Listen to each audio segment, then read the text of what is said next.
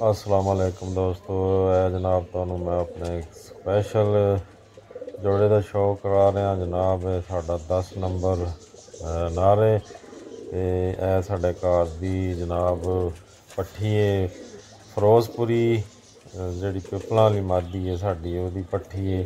ये जनाब जोड़ियां च भी अच्छा काम करते हैं और परिवार च भी माशाल्लाह दोवां पासे बहुत अच्छा काम करते हैं। साढ़े खुडे का सरदार कबूतर है जी मेरे बेटियां का माशाल्लाह 10 नंबर जेठ शाम शाम तक उड्डे जनाब मोहरा लगवा के। ये बहुत ही लाजवाब जोड़ा लगाया सी। इंशाअल्लाह ताला इन्होंने बच्चे बहुत अच्छे उड्डणगे। 10 नंबर के बच्चे सारे ही तकरीबन मोहरा लगवा के उड़ते हैं। नवीं पट्ठी लगाई है ये नाल फिरोजपुरी, ये अगे जाके गहरी हो जाएगी, कलर चेंज हो जाएगा, डार्क कलर हो जाएगा छाप जड़ी है माशाल्लाह। बड़ा ही लाजवाब रिजल्ट है साढ़े 10 नंबर कबूतर का। बब्बर शेर है साड़ी छत का, मेरा बहुत ही पसंदीदा कबूतर है जी।